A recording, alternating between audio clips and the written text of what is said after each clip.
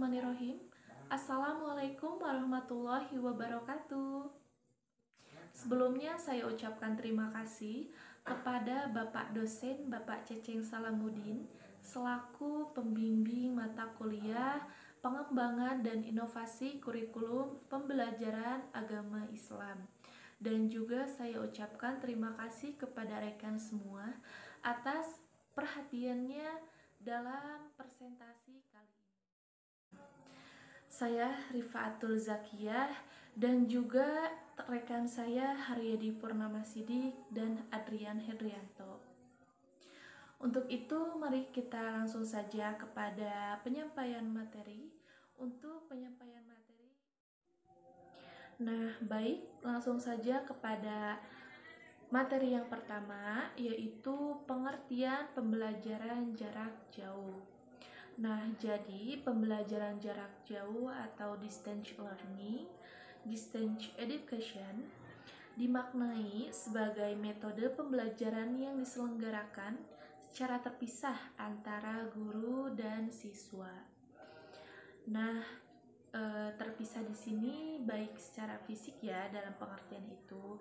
Adapun menurut Michael G. Moore mengatakan keterpisahan jarak antara siswa dan guru dalam pembelajaran jarak jauh tidak hanya dipandang dari segi fisik dan geografis saja, tetapi juga harus dilihat sebagai jarak komunikasi dan psikologis yang disebabkan karena keterpisahan antara siswa dan guru. Nah, keterpisahan tersebut merupakan jarak transaksi yang terjadi dalam proses pembelajaran sehingga diperlukan formula untuk menjembatani batas transaksi dalam pembelajaran karena jarak transaksi mengakibatkan perbedaan. Perbedaan di sini perbedaan persepsi mengenai konsep yang disampaikan.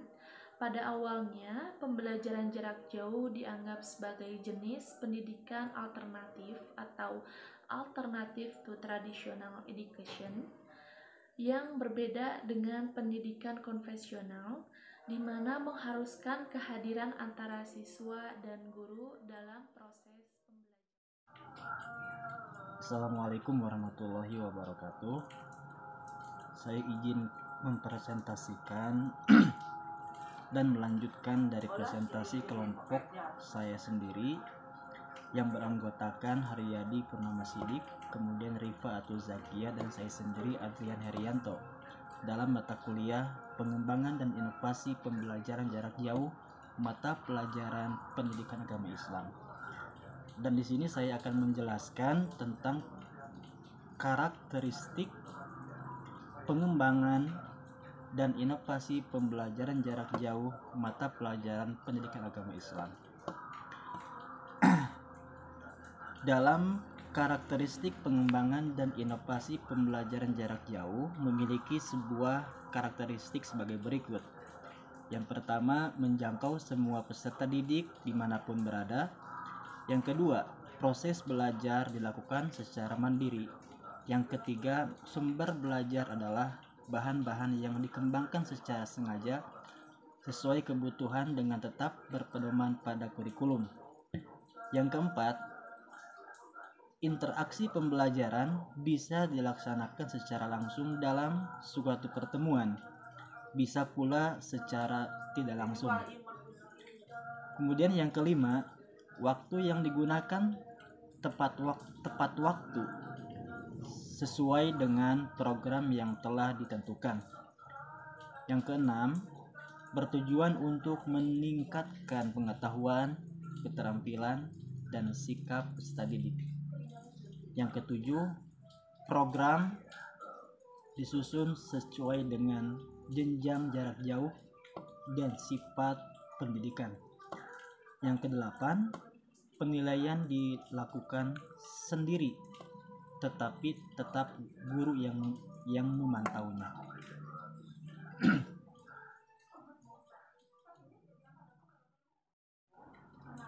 Tujuan pengembangan dan inovasi pembelajaran jarak jauh mata pelajaran pendidikan agama Islam ada dua porsi.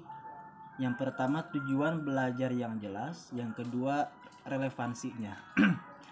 Dalam tujuan belajar yang jelas bertujuan meningkatkan mutu kemampuan para peserta didik sesuai dengan bidang kemampuan para peserta didik, sesuai dengan bidang kemampuan, minat, dan bakat masing-masing agar lebih mampu meningkatkan mutu dirinya sendiri.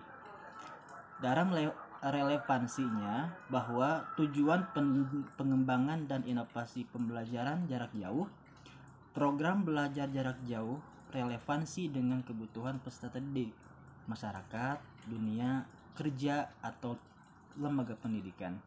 Jadi berdasarkan kebutuhan lapangan dan kondisi lingkungannya.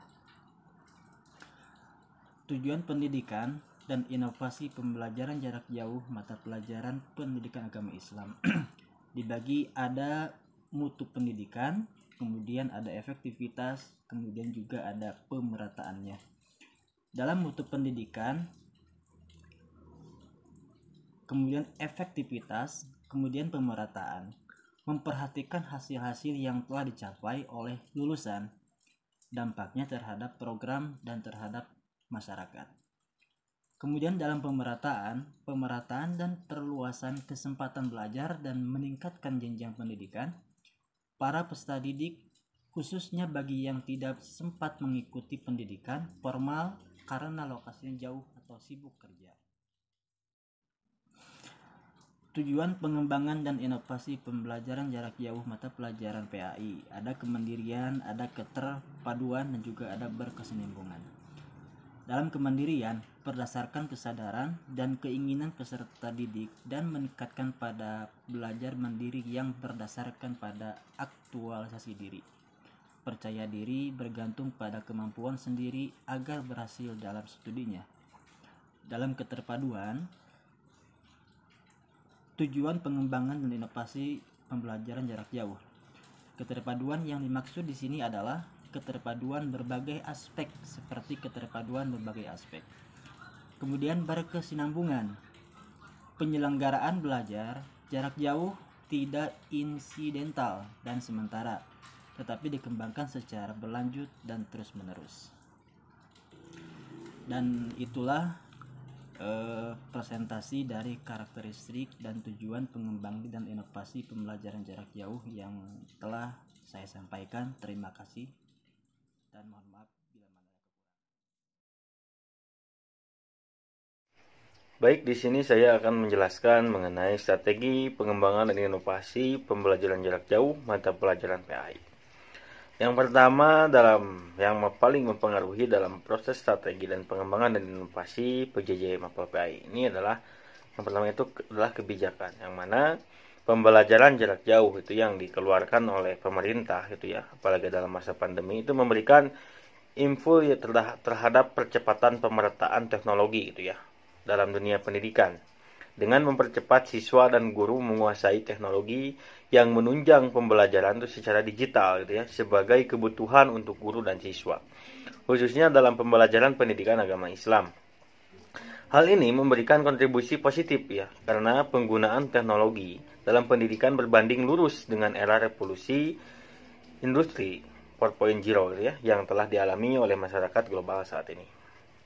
Dengan adanya tuntutan terhadap kebutuhan tersebut, membuat siswa dan guru dapat mengetahui media online dalam sistem pembelajaran jarak jauh yang dapat menunjang sebagai pengganti pembelajaran tatap muka di kelas tanpa mengurangi kualitas materi pembelajaran dan target pencapaian dalam pembelajaran yang sebelumnya diberlakukan. Jadi, yang pertama kali langkah pertama itu adalah persoalan masalah regulasi atau kebijakan, yang mana kita tahu bahwasanya pendidikan di Indonesia ini yang berwenang atau memiliki kewenangan untuk menyelenggarakan pendidikan ini adalah khususnya pemerintah gitu ya, dengan mengeluarkan kebijakan-kebijakan yang digunakan sebagai langkah dalam pengembangan dan inovasi pembelajaran jarak jauh mata pelajaran PAI.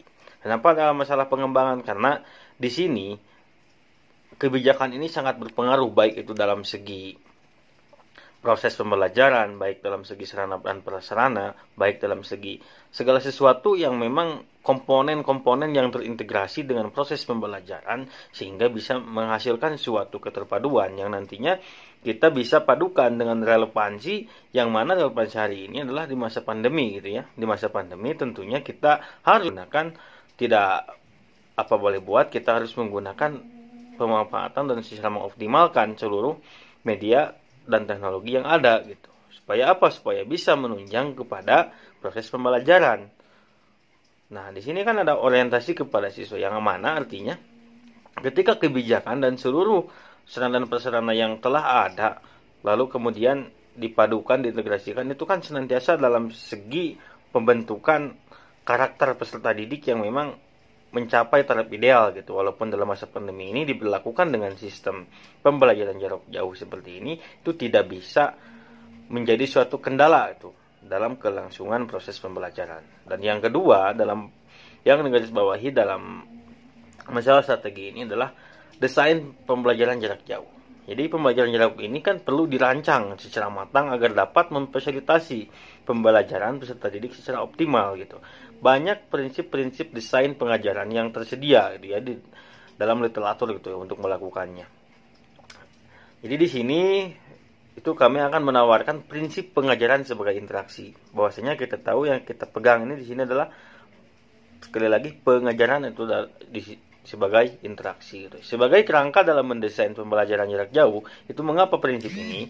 Prinsip ini mengakui bahwa pengajaran melibatkan proses yang kompleks antara pelaku pembelajaran, pelaku-pelaku pembelajaran tersebut itu saling tergantung satu sama lain gitu ya. Selanjutnya, prinsip ini dapat memberikan gambaran interaksi-interaksi antar pelaku pembelajaran gitu ya yang terjadi di dalam pembelajaran jarak jauh. Terakhir, prinsip ini juga memberikan peluang bagi pendekatan pembelajaran modern, yang mana yang mensyaratkan adanya interaksi antara peserta didik di dalam lingkungan belajar daring gitu ya. Misalnya adalah pembelajaran kolaboratif, yang mana di sini adalah pembelajaran berbasis komputer gitu ya, atau CSCL gitu. Jadi itu mengenai strategi pengembangan dan inovasi yang harus ditempuh itu dalam rangka pembelajaran jarak jauh mata pelajaran PAI. Yang selanjutnya itu mengenai langkah-langkah pengembangan dan inovasi pembelajaran jarak jauh mata pelajaran PAI. Yang mana dalam langkah-langkah tersebut, yang pertama kali kita harus lakukan dalam segi pengembangan dan inovasi ini adalah bagaimana kita dalam sebuah proses pembelajaran.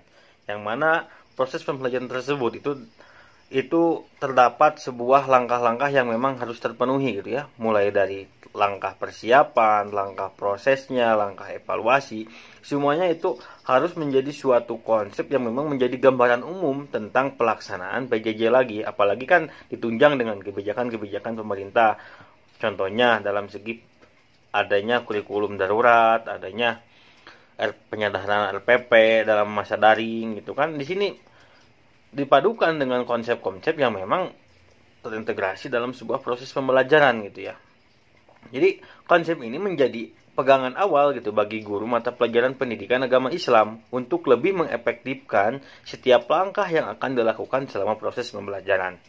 Pendidikan agama Islam itu berlangsung sehingga menciptakan pembelajaran yang sistematis gitu dan logis yang bisa diterima oleh siswa dalam mengikuti pembelajaran pendidikan agama Islam walaupun secara daring ataupun melakukan sebuah metode pembelajaran jarak jauh gitu ya. Dan yang kedua, langkah-langkah di sini adalah bagaimana optimalisasi media dan teknologi pembelajaran. Kita tahu dalam pelaksanaan pembelajaran jarak jauh itu diperlukan kemampuan literasi digital itu agar efektivitas pembelajaran dalam tercapai dengan baik gitu ya.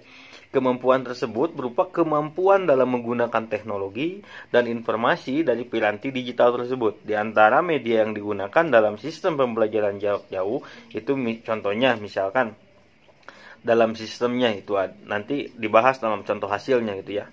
Tetapi kita sudah tahulah mengetahui bagaimana media dan teknologi pembelajaran berkembang secara pesat itu menjadi suatu peluang gitu. Ada tantangan dalam masa pandemi, bagaimana kita merubah tantangan tersebut menjadi peluang dengan adanya kehadiran sebuah perkembangan pesat dari iptek itu sendiri gitu, sehingga bisa dimanfaatkan dalam proses pembelajaran jarak jauh mata pelajaran PAI. Jadi mungkin yang membedakan adalah sebuah konsep ini, konsep daring dengan konsep pembelajaran yang tatap muka atau secara langsung itu perbedaannya terletak dalam penggunaan media gitu ya. Jadi bisa belajar ataupun misalkan menggunakan konten video dan lain sebagainya. Mungkin itu nanti dibahas selanjutnya dalam sebuah contoh-contoh hasil pengembangan dan inovasi pembelajaran jarak jauh pelajaran agama Islam dalam pendidikan masa pandemi. Yang kesatu adalah peran pembelajar atau siswa. Pembelajar perlu mengetahui peranannya dalam pengalaman belajar jarak jauh. Usaha awal untuk jenis ini cenderung melibatkan guru yang hanya mengajar dengan siswa yang duduk secara fasib di tempat duduk yang jauh dan sering tidak mengikuti pembicaraan guru. Dengan teknologi ini, interaksi di antara para siswa dan antar tempat dimungkinkan. Yang kedua, peran guru. Agar guru dapat mengadakan pengawasan, berpartisipasi aktif perlu memperhatikan hal-hal berikut ini. Yang kesatu, meningkatkan interaksi dengan guru dan siswa dengan siswa yang lain, menjawab pertanyaan di tempat manapun. Yang kedua, membantu pemecahan masalah dengan segera. Yang ketiga, bertanggung jawab dalam hal pengoperasian alat dan memecahkan kesulitan peralatan. Peran teknologi sangat penting dalam metode distance learning. Guru harus dapat memilih teknologi atau media apa yang harus digunakan dalam menyampaikan materi. Mungkin sekian materi yang dapat kami sampaikan. Mohon maaf apabila ada kekurangan ataupun kesalahan. Terima kasih atas perhatiannya. Kami undur diri. Wassalamualaikum warahmatullahi wabarakatuh.